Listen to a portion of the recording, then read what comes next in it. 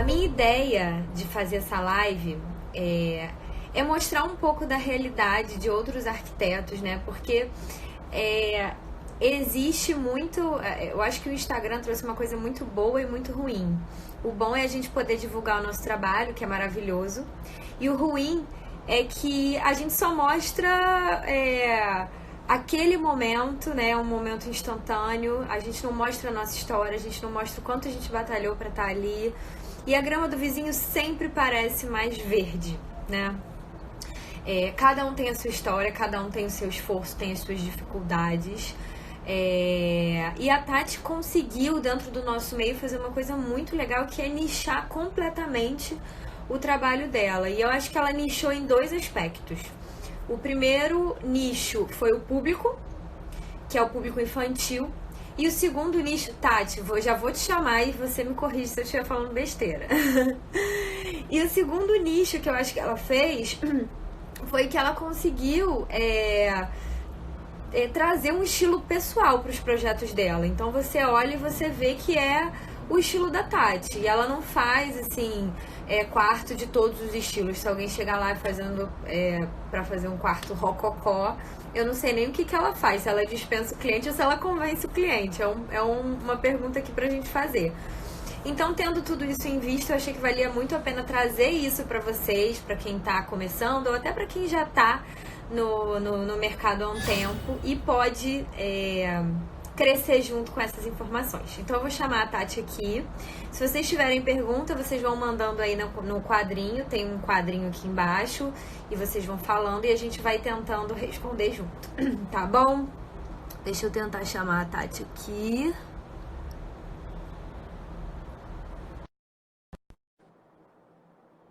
Tati, acabei de solicitar. Vê se tá aparecendo aí pra você. Ei, deu certo! Oi, boa noite! Que bom, Tudo deu bom? certo. Tudo certo. Estão me ouvindo? Pessoal, vocês estão ouvindo? Dá um joinha aí só pra gente saber que o som tá legal, que vocês estão conseguindo ouvir a gente. Enquanto isso, eu vou começando a conversar com a Tati aqui. Gente, tô esperando o feedback aí pra saber se o som tá bom, hein?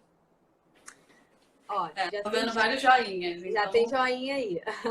Então tá Que bom. bom. Tati, obrigada por ter aceito o convite. Para quem não sabe, a Tati é super tímida e eu fiquei também há mó tempão para fazer esse convite, porque eu não sabia se ela queria, se ela se sentia à vontade. Enfim, aí outro dia a gente se encontrou, eu falei, ela topou, falei, então a hora é agora. Eu que agradeço o convite. Todo desafio é bem-vindo, eu acolho. É um desafio, mas a gente acolhe, né? Então, é uma alegria poder transmitir o que eu sei, o que eu aprendi até aqui. Ouvir um pouquinho também, né? Quem quiser depois colocar alguma coisa, alguma pergunta. É sempre bom. A gente vai crescendo junto, né? E aprendendo junto. Muito bom. É Bom, isso. pessoal, a gente fez um roteirinho aqui, porque a gente só tem 1 hora, na verdade agora a gente só tem 55 minutos. Porque, Tati, quando dá 1 hora de live, o Instagram fecha automaticamente.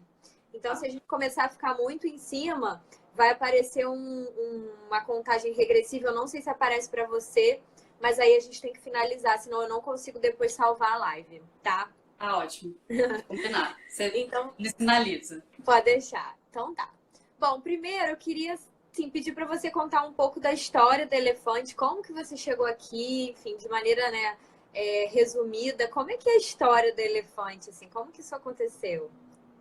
Então, algumas pessoas já me perguntaram se desde sempre eu soube que era isso. Não.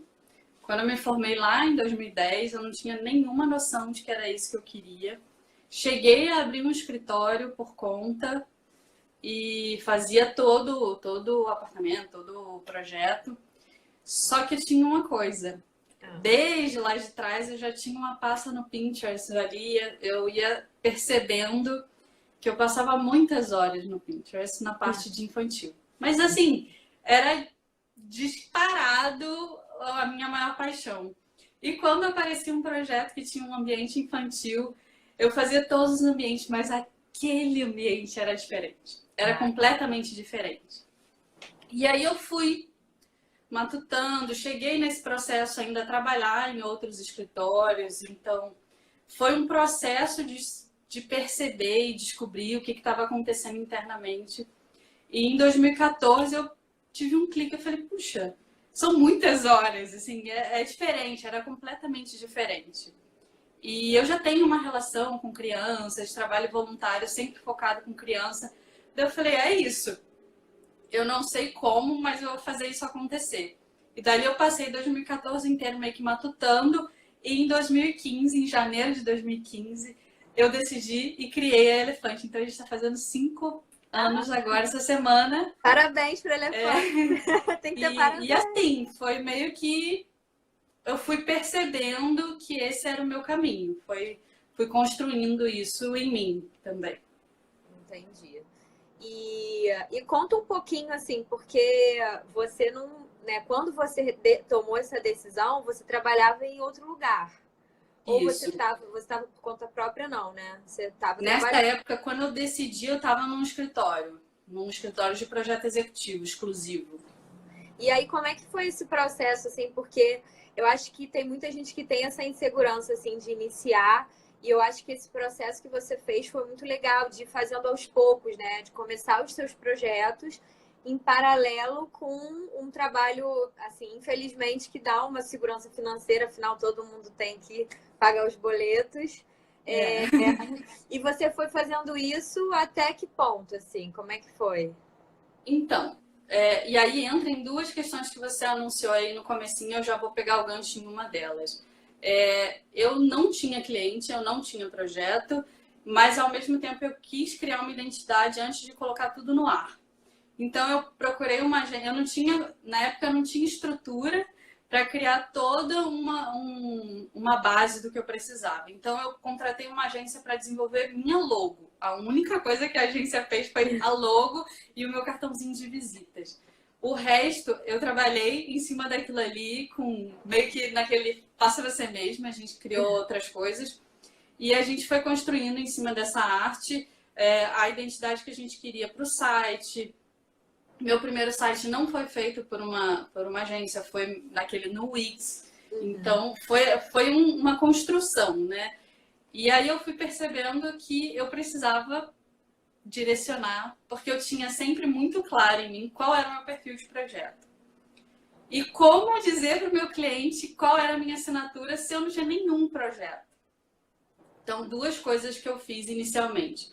Uma que quando eu criei o Instagram da Elefante em janeiro de 2015, eu comecei a postar diariamente referências de tudo que me inspirava, tudo que era o meu perfil de projeto, e colocava ali de onde eu estava tirando, de quem era aquele projeto, sempre de uma forma muito clara e ética, né? Eu sempre falo isso para as pessoas, todas as referências ali nomeadas, e aos pouquinhos eu fui mostrando, criando uma vitrine virtual do meu perfil de projeto.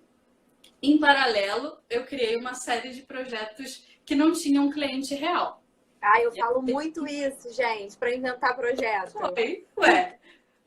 Não deixa de ser um projeto nosso, é criação nossa, é tudo autoral. Só não foi, a maioria ele não foi de fato executado. Mas eles foram a marca registrada que eu precisava no começo. Então, entrou aí na sua pergunta do começo. E sim, a gente cria esse... Eu tinha essa coisa muito firme, assim, que eu queria ter uma assinatura de projeto. E essas 2 ferramentas trouxeram os clientes que se identificavam com a minha assinatura. Muito legal, porque isso é muito difícil de fazer, assim, a gente que já está no mercado, né, sabe o quanto que é difícil. Eu adoro projetar ambientes infantis, não faço isso exclusivamente, mas eu faço diferentes estilos, né, eu faço o estilo do cliente, não tenho essa assinatura. Eu acho que isso que você conseguiu digamos assim, é o objetivo de quase todo mundo que trabalha com projeto, né? Mesmo que não seja né, esse estilo que você faz, mas assim, cada um tem o seu estilo que se identifica e tem vontade de trabalhar sempre naquele caminho. E ele não aparece cliente que queira alguma outra coisa? O que você faz, assim? Ou não aparece? Não aparece. porque eu acho que hoje em dia eu já não posto mais, né? Quem acompanha Elefante já percebeu que de uns tempos para cá eu já não posto mais essas referências como era no começo. Hoje em dia é só projeto mesmo do escritório. Mas isso ficou muito marcado, ficou muito definido ali. E de certa forma as pessoas estão entendendo isso. Eu estou conseguindo comunicar isso para elas, de que aquela é a minha assinatura de projeto. Então, valeu a pena todo esse caminho lá atrás, de fazer essa série de referências e tudo, porque as pessoas hoje chegam porque gostam da minha assinatura, eu quero um projeto atemporal. Então, a gente vai fazer um projeto de um bebê que ainda nem nasceu, mas já tem uma linguagem que vai acompanhar o crescimento desse bebê. Então, não é que dali a 2 anos o parto se perdeu. Então, as pessoas já têm buscado a Elefante por isso. Então, ainda não passei por isso que você mencionou no começo. Não apareceu o cliente querendo fazer um parto provençal, rococó. Acho que as pessoas perceberam isso já. Ai, que bom. Que sonho, gente. Que sonho. Não, foi um exercício, Não é fácil. É aquela história, né? Tipo, quem olha fala, ai, que bom, a Tati conseguiu. Mas só você sabe o quão trabalhoso isso foi. E, assim, você é muito ativa no Instagram, né? Assim, hoje em dia você não posta mais referência de projeto, mas você posta muita imagem, gravura, né? Você tá sempre ali trabalhando e cativando as pessoas que estão te acompanhando, assim, acho que exatamente na sua linguagem, naquilo que você acredita, né? Exatamente. No começo era muito projetos que tinham a ver comigo, que tinham uma afinidade, né? E eu sempre quis trazer um toque de leveza, e isso é uma coisa que eu faço até hoje, que é no fim de semana postar uma ilustração de algum ilustrador que me encantou. E aí, mesmo depois de eu ter parado de postar referências durante a semana, no final de semana eu continuo fazendo isso. Então, às vezes as pessoas perguntam, você vende essa ilustração? Eu falo, eu tenho que explicar isso ainda. Mas eu procuro colocar sempre também quem é o ilustrador, de onde que eu tirei. Mas numa forma de trazer, tipo, deixar o Instagram ativo no final de semana também, mas ser aquela leve descontraída que também o universo infantil pede, né? O momento que a gente está em família, está brincando, está descansando, então foi aí que eu trouxe a ilustração. Ah, legal. Isso é bem legal mesmo, gente. Se vocês entrarem lá no Instagram da Tati, da Elefante, vocês vão ver o cuidado que ela tem de postar a referência de todas as gravuras que ela coloca. Então, assim, para quem está começando, quer trabalhar com referência, a gente tem que respeitar o trabalho do outro, seja lá qual for, e até porque a gente quer que o nosso seja respeitado também. Eu espero que todo mundo aqui que está assistindo algum dia seja repostado, né? E é maior orgulho, né? Você sente que você tocou outra pessoa, que você significou alguma coisa, e é muito chato quando essa pessoa não coloca o crédito devido. Então, também é um ponto aí importante para todo mundo que está começando aí em rede social ficar atento, né? É até essa tecla que você bate muito, né? Não é que aquela pessoa é seu concorrente e ela vai roubar o seu cliente, você precisa fingir que aquele projeto é seu, né? Porque muitas vezes a gente identifica que não é e vai tentar escrafuchar para achar de quem é, né?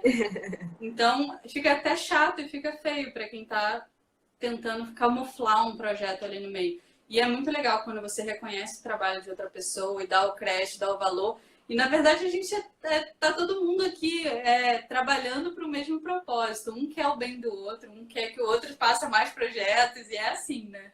Tem cliente para todo mundo. Eu já ouvi uma vez alguém falar que se a gente tentasse atender todas as pessoas que moram no mesmo quarteirão da gente, a gente já não dava conta. Então, imagina no universo do mercado de trabalho, né? Então... Com certeza. E essa coisa de projeto também, eu acho que tem muito... que deveria ser o maior critério do cliente é com quem ele se identifica, né? A afinidade, o processo de projeto, ele é longo. Então, assim, você contratar um arquiteto, um designer que você não se sente bem, que você não tem aquela afinidade de bater papo, é um tiro no pé, né? Então, é natural também. A gente não vai agradar todo mundo. Algumas pessoas vão gostar mais da gente, outras não. Umas são mais agitadas, outras mais calmas. Fora o nosso estilo de projeto. Então, Isso. então tem espaço para todo mundo. E vem cá, você tem algum projeto assim, tipo, preferido, um queridinho, sei lá, um que tem uma carga emotiva diferente, que te representa alguma coisa diferente? Quando você começou, eu falei que é igual perguntar pra mãe qual é o filho favorito. Não pode fazer essa pergunta. Mas, pensando em tudo que a gente já passou nesses 5 anos, né? O primeiro projeto da Elefante, sem dúvida nenhuma, foi um projeto muito marcante. Foi assim, uma amiga minha que eu já tinha a planta do apartamento dela falou pra mim, tô grávida. Eu já tinha feito o projeto dela quando ela casou. Daí ela falou, Tati, eu tô grávida, mas a gente não vai fazer nada. Vamos só dar um jeito, colocar um berço. Eu falei, tá, tudo bem. Mas eu tinha a planta da casa dela. Eu falei, vou fazer um 3D daqueles lá do começo, que não tinha cliente. Pelo menos esse tinha um cliente, não ia ser executado, mas tinha um cliente. E aí eu fiz o 3D, eu mostrei pra ela e ela falou, meu, a gente vai executar. Mesmo a gente fez os ajustes para não uma coisa ou outra para caber no orçamento deles, que a questão inicial era essa. O quarto foi executado, a gente fotografou, saiu na revista e dali parece que tudo abriu. Assim, foi de fato uma abertura de porta mesmo para esse universo. Então, pelo carinho, pelo processo de como foi, eu consideraria esse especial. É especial em todos os sentidos, não só por ter sido o primeiro, mas também porque abriu portas e porque projeto para amigo também tem um sentimento diferente, né? Pois é. Ela falou, não vou fazer projeto. Aí quando viu o 3D, ela falou, vou fazer. Então, assim, também dá uma credibilidade, assim, tá bom, tô no caminho certo, né? Então, legal. Legal. E aí, hoje em dia, os seus clientes vêm principalmente de captação, assim, Instagram ou mais de indicação, assim? Da onde eles vêm principalmente? Vou te dizer que, tranquilamente, mais de 90% dos clientes hoje sempre vieram do Instagram. Legal. Não vou nem dizer só hoje, sempre. E aí, mais recente que começou esse processo de indicação. Eu fiz de uma e a amiga estava grávida, viu, falou e tal, mas tranquilamente nesses 5 anos isso é algo muito recente. A maioria veio mesmo do Instagram, ainda vem. Entendi. E aí vou até pular aqui um pouco o nosso roteiro que a gente tinha combinado. Aí, nesse processo de vir muita gente do Instagram, vem muita gente de fora do Rio, e você começou a fazer projetos online. Eu queria que você falasse um pouquinho sobre isso. Esse é um assunto muito polêmico. Eu nunca fiz projeto online, não porque não por preconceito, mas porque eu ainda não consegui estabelecer uma metodologia que me deixe segura para saber que o projeto vai ficar bacana, vai ficar 100%. Então, assim, fala um pouquinho como que é esse processo, o que você faz o que você daria de dica para mim, para quem está assistindo, assim, desse seu processo de projeto online? Então, o meu processo de projeto presencial e online difere muito pouco mesmo. Difere do presencial, eu faço visitas para acompanhar a execução do projeto, certificar que está tudo acontecendo conforme projetado, e no online não. De resto, é tudo exatamente igual. E eu tiro dúvidas de todos os profissionais envolvidos.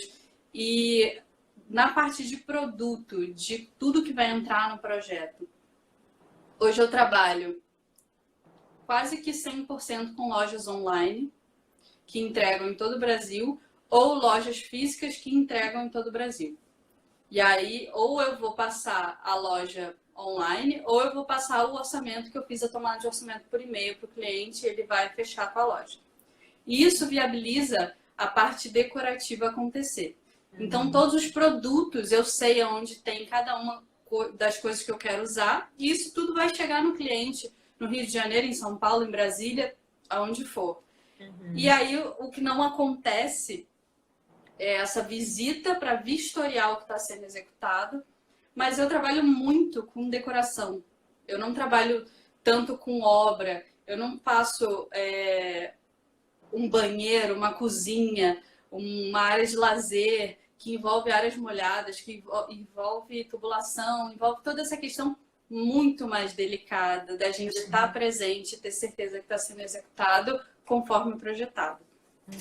Então, hoje os projetos da Elefante são basicamente projetos de decoração de interiores.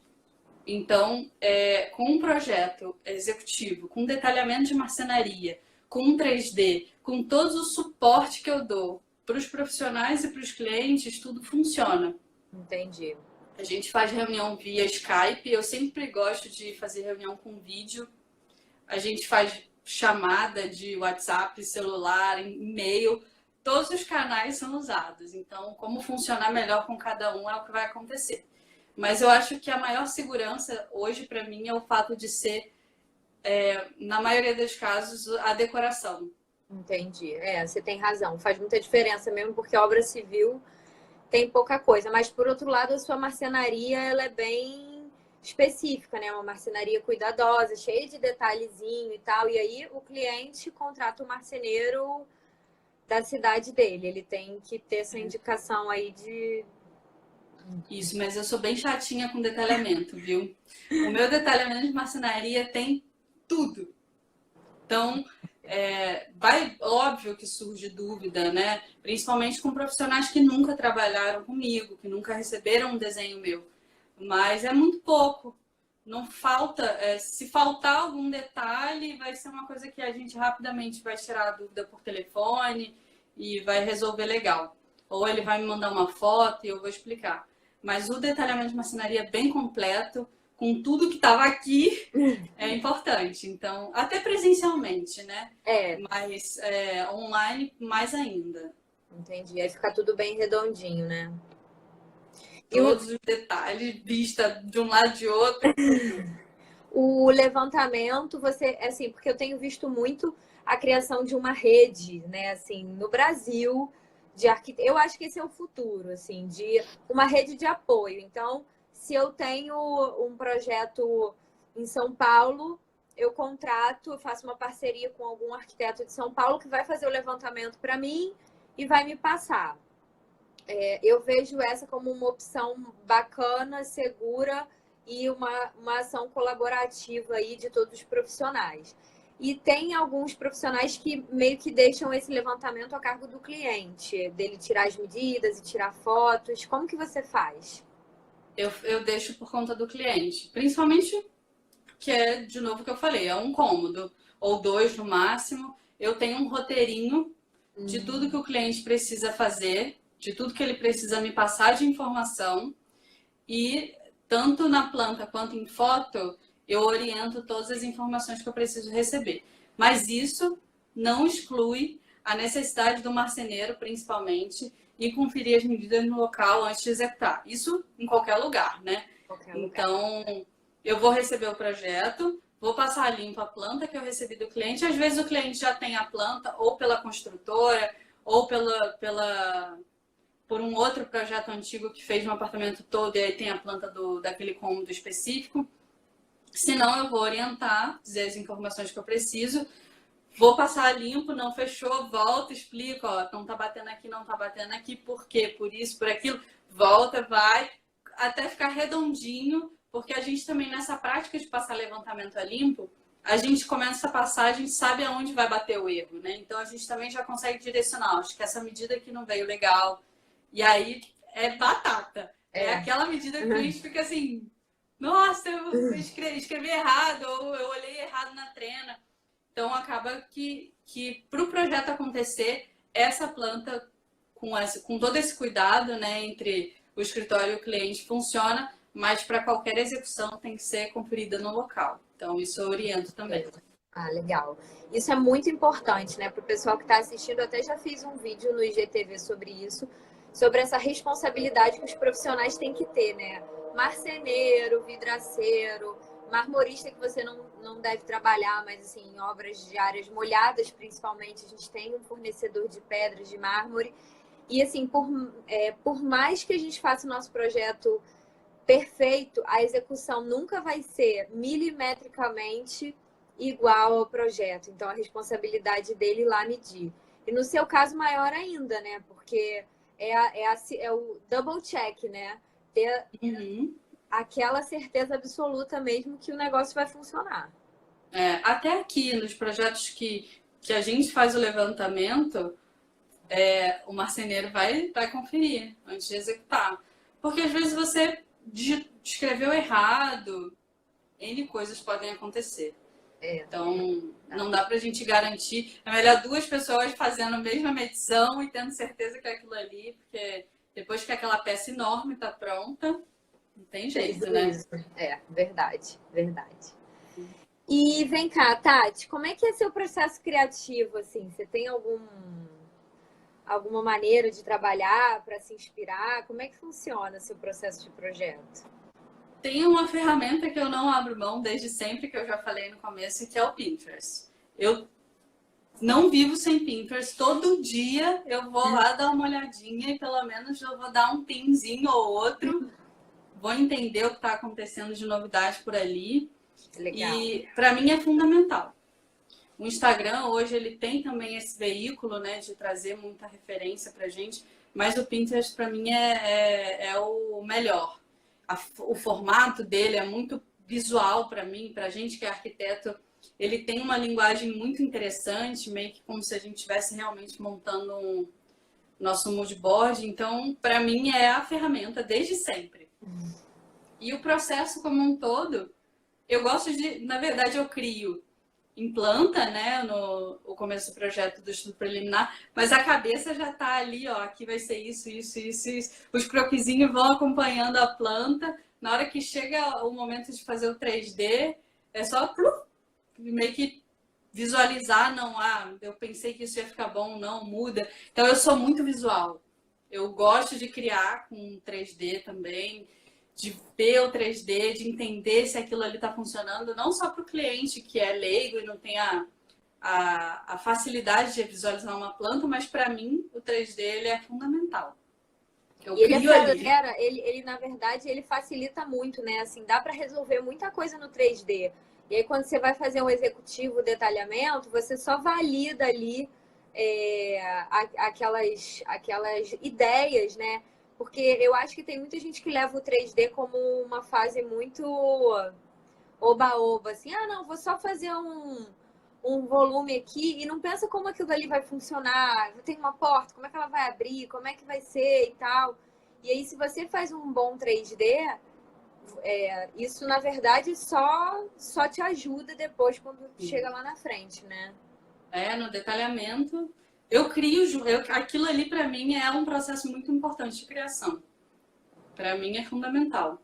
Eu boto um papel e falo, não era bem esse, aí eu boto outro, mudo o tapete. Para mim é a ferramenta. Legal, legal. E o que você dá, assim, não sei se você consegue citar mas assim, o que você considera que é mais importante, o princípio mais importante ou os aspectos mais importantes ao se levar em consideração no desenvolvimento de um projeto infantil, né? Para que ele seja não só lindo como os seus projetos são, mas também seja funcional, enfim, se funcione, esteja dentro desses critérios aí de sustentabilidade, que eu acho que hoje em dia não faz mais sentido essa coisa de ficar fazendo quarto a cada 2 anos, ninguém mais tem dinheiro e o planeta também não está aguentando. Então, o que você considera assim, mais importante quando você desenvolve seus projetos de dica para dar para o pessoal? Pegando um gancho nessa parte da sustentabilidade, se eu vou num cliente, tem um guarda-roupa funcionando, novo, ele vai ficar no projeto. Eu não tenho, é exatamente isso que você falou, eu não tenho porquê desfazer de algo que está funcionando, que está bom, porque eu quero desenhar um guarda-roupa novo com o meu estilo, com o meu traço. Não. Então isso é uma coisa muito importante. Se o cliente tem peças e as peças estão boas, são funcionais, vão funcionar no quarto também, lógico, elas vão ficar. Isso é uma coisa que eu já tenho como um cuidado também. A gente consegue botar nosso toque nos outros detalhes sem problema nenhum. E uma coisa que é fundamental para quarto de criança, principalmente, é a segurança. Então já tem bastante gente reparando e vindo comentar comigo: ah, suas prateleiras não tem quina, as suas arestas são adocicadas, né? Tem aquela leve curvatura. Por quê? É por isso. A gente tem que pensar em cada detalhe, em cada ponto, porque a criança, ela é pequenininha, ela se apoia, ela bate, ela corre. Então, tudo que a gente puder trazer segurança, vai botar coisa com rodinha, coloca a trava. Essa segurança é muito importante para qualquer idade ali, né? Então, eu acho que é o item número 1 que eu diria é isso. Uhum. E outra coisa que eu falo para todos os clientes e para quem me pergunta, se não for um bebê, obviamente, né? Eu vou ouvir a criança. Eu vou ouvir o que ela quer pro quarto dela. Às vezes, não cabe o que elas pedem, né? Tipo, eu pedi um escorrega, eu pedi um negócio. Mas então a gente vai driblando. Da listinha da criança, a gente traz alguns itens, alguns elementos que são fundamentais para as crianças se identificarem com o espaço delas. Então, você ouve a criança, ouço.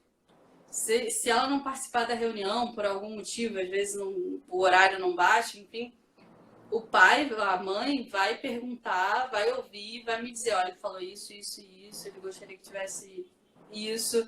A gente vai ajustar, né? Dentro das 1000 necessidades do quarto, algum elemento vai estar ali representado.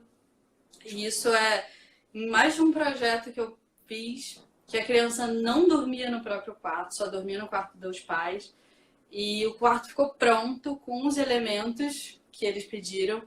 E desde o primeiro dia eles passaram a dormir no quarto deles. Então a gente acaba conseguindo trazer uma harmonia ali coletiva, né? Resolver um problema da família. Pois é. Né? Cara, eu acho isso muito importante. Eu falo isso muito quando eu falo sobre o briefing, né? Eu acho que a partir de uma certa idade a criança tem que ser ouvida, ela pode ser ouvida. E é isso, por mais que você não vá conseguir colocar literalmente tudo que ela quer, isso também te serve de inspiração, né? Então você vai sentindo o que essa criança, o universo dela, afinal é isso que a gente faz, né? Aquele ambiente passa a ser o pequeno mundinho dela. Então, da importância de se ouvir as crianças, e os pais levam numa boa, ou alguns deles dizem: ah, não precisa, como é que é? Mas aí é de cada família, né? Sempre que possível, essa é uma regra minha. Tem pai que vai seguir assim mesmo. Ah, não, ele vai gostar de qualquer coisa de novidade, vai ser legal. E, de fato, um quarto novo é super bacana para qualquer criança, né? Imagino eu. Mas sempre que possível, eu coloco isso como uma abertura nossa, né? Se a família não quiser e tudo mais, tudo bem também. Ah, legal. Que bom, que bom. Deixa eu dar uma olhadinha aqui para ver o que eu encontro. Ah, vem cá, como é que é a sua equipe? Você trabalha sozinha, você tem estagiários, você trabalha de home office? Como é que funciona sua logística aí? Eu trabalho em home office e as pessoas não acreditam nessa informação, mas a elefante sou eu.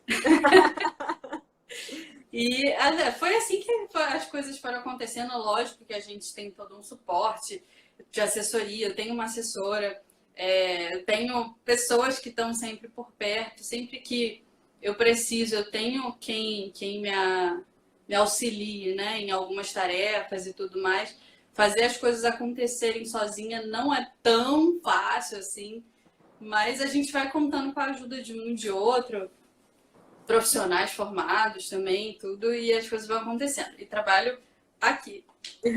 Eles estão vendo. Ah, legal. E é bom para todo mundo ver que é possível, né? Assim, Sim. O trabalho de home office, ele exige uma disciplina, né? Assim, acredito que existem, assim, eu não trabalho, alguns dias eu trabalho de home office. Eu sou uma pessoa disciplinada, eu acordo, eu trabalho. Na verdade, eu trabalho muito mais do que quando eu vou para o escritório, porque eu não tenho Esse é hora o perigo. para terminar. Mas o que você tem de dica, assim, para quem trabalha de home office? Como é que você faz funcionar aí na sua logística? Eu acho que é isso que você falou, é a disciplina. Acordar, eu tenho ali o meu horário, eu vou fazer o que eu tiver que fazer, eu vou pro yoga, vou tomar meu café da manhã, vou tomar meu banho, tá na hora de trabalhar. É o meu escritório. Eu tenho meu horário de trabalho, eu entro às 10, saio às 19. Saio às 19, nem sempre. Foi o que você falou, a gente acaba trabalhando mais do que se a gente estivesse num espaço físico externo. Mas isso também é uma questão da gente, tendo noção dos nossos prazos, do nosso cronograma, a gente saber quando está mais flexível e quando não está. Então, o fato da gente ser autônomo, eu tenho essa consciência de que às vezes eu vou precisar sair mais cedo e vou precisar resolver alguma coisa, às vezes pessoal. E em outros momentos eu vou poder ficar até mais tarde porque eu sei que eu preciso daquele tempo extra para resolver algum prazo. Mas é essa disciplina. Eu acho que a disciplina é a palavra mestre, assim, nesse formato de trabalho. Super funciona para mim e eu acho que acaba trazendo essa questão que está muito em alta, né? Porque é até mais prático, mais sustentável, enfim, N palavras. Mas pode funcionar para mim, mas pode não funcionar para outra pessoa. E eu acho que isso também, essa cobrança que não pode existir.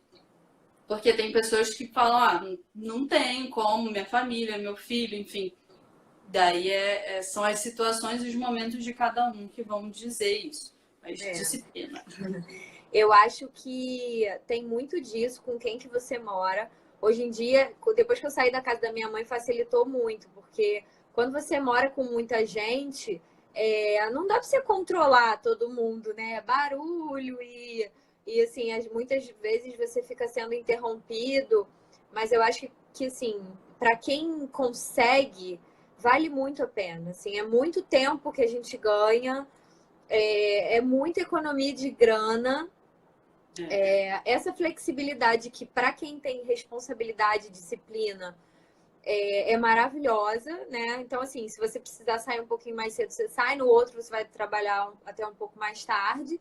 Até porque, apesar da gente conseguir fazer um home office, a gente não tem tanta flexibilidade de horário, porque as coisas estão acontecendo no horário comercial.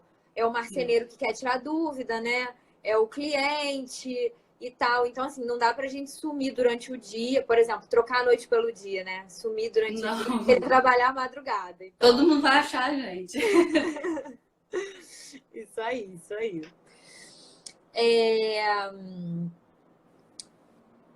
Eu acho que eu vou, Tati. Tem algumas pessoas fazendo umas perguntas aqui. Você consegue visualizar as perguntas? Consigo só a primeira. Tá. Se subir, já para mim já some. Eu vou lendo então aqui, porque cadê? A Marielle perguntou aonde que você atende os seus clientes, visto que você trabalha de home office.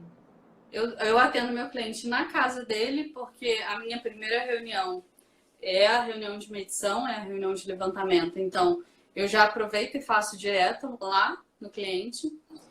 E online, Skype ou no cliente de novo. Então, é assim que tem funcionado. Nenhum cliente sentiu falta até hoje de vir até mim. Até porque para ele é até melhor, para ele é até mais cômodo e funciona também mais fácil. Então, eu vou quando necessário, se for algo que a gente consegue assim, por chamada de vídeo, resolver, é Skype mesmo. Eu acho que os clientes adoram, na verdade, você. Né? Assim, pra gente é um pouco pior, porque a gente que perde esse tempo de deslocamento e tal. Mas eu acho que isso compensa quando você pensa em todos os outros ganhos que você tem, né? E se for uma reunião que a gente sabe que é uma reunião que a gente vai trocar meia hora de conversa e vai resolver uma questão, na maioria das vezes eu resolvo via Skype. Até os clientes preferem. Ai, que bom. Mesmo sendo na mesma cidade, você resolve via Skype? Na mesma cidade, em Niterói, falando de Niterói, isso não é necessário. Uhum. Mas falando Niterói e Rio, já acontece. Já acontece sim. Porque às vezes eu me desloco para um lugar no Rio, eu vou levar 1h30, 2 horas, para fazer uma reunião de 30 minutos. Então, dependendo da situação, acontece o Skype bem. Bacana, bacana. A Társila está perguntando aqui, fazendo duas perguntas. Como surgiu o nome Elefante? E como que você percebe o mercado infantil na área comercial? Porque você faz comercial infantil também, né? Não é só residencial. Então, vamos lá. A Elefante surgiu por quê? Essa é uma pergunta que todo mundo me faz em qualquer lugar. Eu tenho uma ligação muito forte com a Índia. Quem me conhece sabe que eu estive na Índia recentemente. Eu tenho uma relação muito espiritual com a Índia. E o Ganesha é uma simbologia hindu. E ele é uma deidade, na verdade. E ele tem essa simbologia de abrir os caminhos. Como se fosse um elefante na floresta que abre os caminhos para os outros animais passarem. Então, ele tem essa simbologia muito forte que ele abre os caminhos. Então, quando eu matutei lá atrás qual o nome que eu queria, e aí eu quis trazer essa importância também, de que ele estivesse sempre à frente, abrindo os caminhos para a minha nova jornada, né, profissional. Então, foi por isso, por conta do Ganesha. E qual foi a outra? A questão do mercado infantil na área comercial. Eu faço praticamente residencial. Isso, o que me aparece hoje de projeto, 99% é residencial. Então, eu não posso dizer com segurança o que eu tenho reparado de comercial.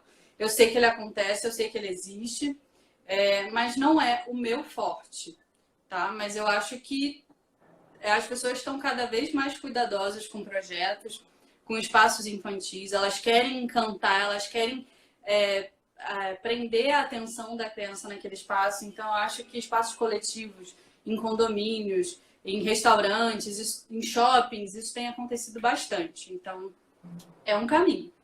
Cada vez mais não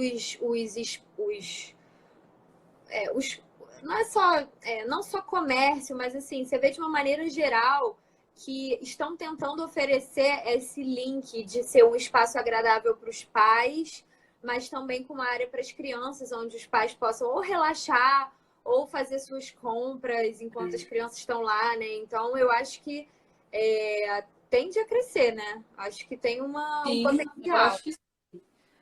Ainda não fiz nenhum comercial nesse formato. Eu já fiz mais educativos e consultório, né?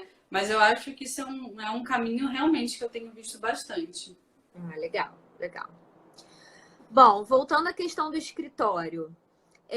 A pergunta é, escritório não dá status? O cliente não leva isso em consideração, tipo, como um símbolo de você ser bem-sucedido ou não? O que você acha, na sua visão? Eu acho que isso já foi no passado. 2020, não. 2020 a gente está na era do coworking, a gente está na era do home office, a gente está na era de que os deslocamentos levam 2 horas para ir, 2 horas para voltar. A gente está em busca de qualidade de vida. Então, é cada vez mais comum as grandes empresas terem essa facilidade do funcionário trabalhar um dia da semana em casa. Então, eu acho que isso já foi, sim, um status, já foi algo de peso. Eu não acho que isso desmerece o meu trabalho. Pelo menos não vejo isso acontecer. Os meus clientes chegam até mim e ninguém nunca mencionou isso. Talvez alguém não chegou por isso, mas tudo bem também. Eu acho que isso é bom, porque você até seleciona o seu tipo de cliente. Porque um cliente que não entende isso, um cliente que valoriza mais você ter um escritório do que a qualidade do seu projeto, sim, por exemplo, que cliente é esse, né? Você quer o espaço e o atendimento, né? Então, a atenção, o cliente não vem até mim fisicamente, mas eu vou até ele nos projetos presenciais, então eu acho que não me causou nenhum dano, pelo menos eu acho que até hoje. A gente tem um escritório, né? Mas eu vou te dizer, olha, acho que nem 5% dos clientes vão até o escritório. O nosso escritório ele funciona mais assim para juntar a equipe, porque no caso você trabalha sozinha, mas assim, sou eu, uma sócia e uma estagiária. Então, para você juntar a equipe, você acaba precisando eu acho importante. Nesse momento é status. outra fase. Eu acho que é mais para isso do que para status. É isso aí, também acho. E na época do coworking, né, eu comecei a estudar, me aprofundar um pouco nisso quando eu comecei o curso. E é incrível a infraestrutura que tem disponível para sala de reunião, sala individual, sala para as aulas que eu dou. Cara, tem muita coisa, assim, é muita opção e eu acho que realmente a mentalidade tá mudando, isso tá para trás mesmo, já não rola. Não precisa se prejudicar para ter uma sala. Isso não é isso que vai atrapalhar. Os custos de manutenção de uma sala são muito altos. Deixa eu ver aqui, deixa eu voltar. Essa aqui eu já te perguntei, acho que não, né? Trabalhar somente com ambientes infantis é um bom nicho de mercado? Então, para mim é. Porque eu percebi que não tinha a mesma verdade em mim em projetar um espaço não infantil e projetando um espaço infantil. Para mim, esse nichar o meu público foi algo muito espontâneo e natural. Não foi uma coisa friamente calculada, eu vou trabalhar com isso aqui porque isso é isso. Não. Zero pensei nisso. Foi totalmente coração. Eu percebi e era num momento que eu não via outros escritórios exclusivos de infantil. Eu me considero uma pioneira. Não vou dizer que fui a primeira, mas uma das primeiras pessoas que nichou nesse caminho. E totalmente de coração. Foi aquele... Eu falei, nossa, é isso. Esse é o meu mercado, esse é o meu cliente. Porque eu faço com muito amor o que eu faço. Vou dizer que não é... Lógico que a gente tem problema, lógico que tem dia que a gente está cansado, mas é completamente diferente porque tem esse amor. Então, a motivação é diferente, né? É diferente. Então, eu nichei o meu público de uma forma muito verdadeira. Então, esse é um conselho que eu dou para as pessoas. Não faça algo exclusivamente se não for aquilo que te dá muito prazer de fazer, porque senão vai ser um saco. É verdade. Isso que a gente fala de que é importante trabalhar com o que a gente ama. Eu acho assim, a arquitetura tem tanta possibilidade, né? Tanta área, tanta coisa que você pode fazer, que você ficar preso a uma coisa que não te motiva sei lá, acho que deve ser uma tortura, né? Uma coisa horrível. Então, eu acho que é isso. Quando você trabalha com amor, esse amor, ele passa, né? Ele transpassa e ele aparece no seu trabalho. Não tem como comparar, né? Espero que todo mundo se encontre assim como você se encontrou, né? E também se não perceber que tem que nichar, eu acho que isso também porque assim, nichar, eu não sei nem se alguém fez esse tipo de pergunta. Ele tem prós e contras, né?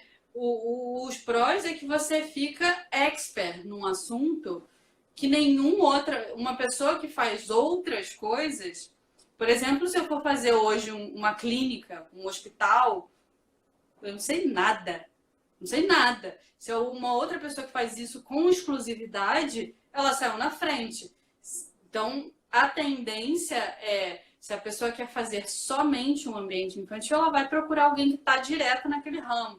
Ou ela vai fazer um ambiente como um todo, um apartamento como um todo. Então, não. Então, ela vai num outro perfil de projeto, de escritório.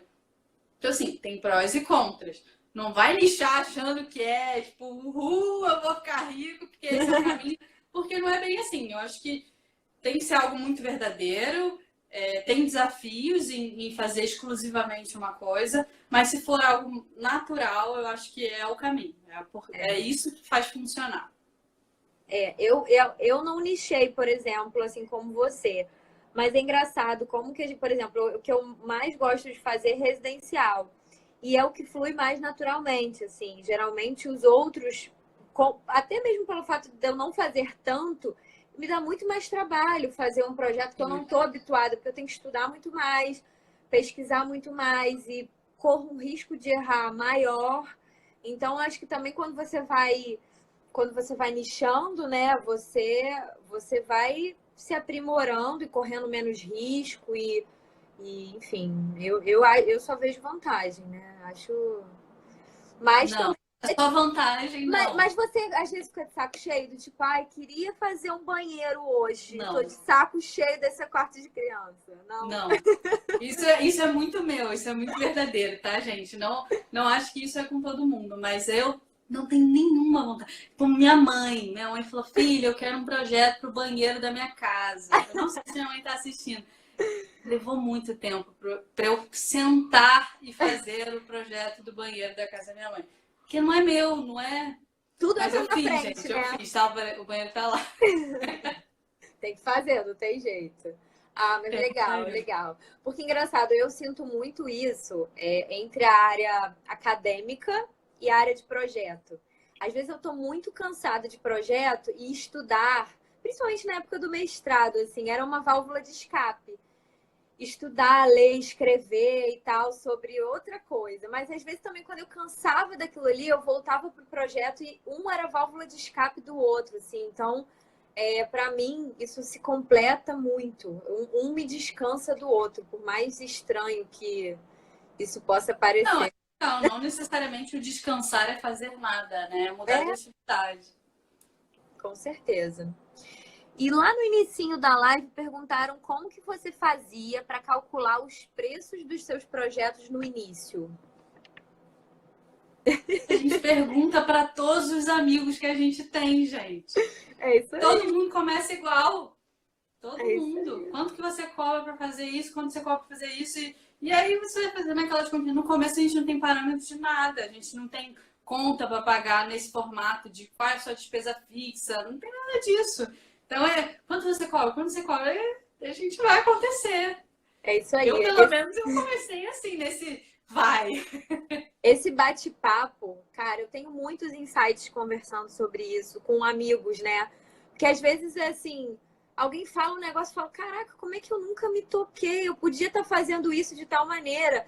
E eu acho que a gente tem que. É aquela coisa da união da classe, né? Eu acho que a gente realmente tem que conversar e um ajudar o outro. E eu acho assim, se todo mundo tivesse uma clareza, por exemplo, em relação à precificação, você não teria uma disparidade de projeto, de preço de projeto tão grande. Né? Um cobrando 5 e outro cobrando 5.000. Né? Nada contra quem cobra 5.000, mas quem cobra 5 acaba que desvaloriza o trabalho de todo mundo. Fica parecendo. Já chegou para mim pessoas que estavam começando e tudo, perguntando: ah, mas eu tô cobrando tanto. Daí eu falo: olha, acho que também não precisa ser nesse nível, porque você acaba colocando quem tá na sua classe, né? Você atrapalha. Então a gente realmente tem que se unir, não tirar do caminho, né? Então essa conversa, essa troca é diária, é fundamental. Muito importante. Ai, que bom. Muito bom, Tati. A gente está chegando no final da live aqui. Deixa eu ver se alguém mais perguntou alguma coisa. A Adriana está perguntando se você foi experimentando tudo até encontrar seu nicho. Adriana, a Tati deu uma explicada aqui no início. Eu vou salvar a live e ver se você consegue assistir lá. Ela falou que foi uma coisa natural, né, Tati? Que veio assim com o passar do tempo. Peraí. O projeto à distância interfere no prazo para fechar. Se você comparar com um prazo de um projeto presencial e um online, é mesmo Não. prazo? Dentro do escritório a gente só tem prazos diferentes para grávida e não grávida. Ah, tá. Só aí que a gente muda os prazos. Presencial As grávidas têm uma certa urgênciazinha, né? No caso da natureza. Isso quando não me deixam maluca, chegando assim, quase que o neném tá nascendo, que é um projeto. Ai, por que as pessoas fazem isso, gente? Me fala. Fazem. Tá Muito. vendo? É bom conversar pra gente compartilhar essas tristezas, né? De cliente que aparece, preciso de um projeto para daqui a um mês. Meu filho. Grávida chega, tipo, tô com 7 meses. Então, boa tarde. Nasceu, o carro vai estar pronto, né? A gente tem que explicar. Tem que explicar com jeitinho, mas tem que explicar. É isso aí. Tati, obrigada pela sua participação. Foi maravilhoso. Espero que você tenha Eu que gostado. agradeço. Eu vou salvar a live. Eu acho que vai dar para eu encerrar e deixar 24 horas passando. Então, pessoal, quem não conseguiu assistir toda, volta lá para assistir, compartilha, printa aí, manda para os amigos, para a gente ajudar a gente a divulgar essa informação, que eu acho que foi um bate-papo assim bem pertinente, né? Acho que a galera gostou também. Tem muita gente aqui falando que a live tá pertinente, que tá amando. Enfim, acho que Que foi um bom. sucesso. E se tiverem dúvidas, pode perguntar para Amanda, para mim, no meu, no dela, qualquer Instagram a gente vai responder. Não deixem de seguir lá o Instagram da Tati também, que é... Se tiver algum seguidor aqui meu que ainda não segue a Tati, vocês vão amar. Obrigada pelo carinho e atenção de vocês, né? Obrigada, gente. Obrigada por todo mundo que acompanhou. Eu vou encerrar a live agora, tá bom? Beijo, Tchau, tchau. beijo, Tati. Tchau, tchau.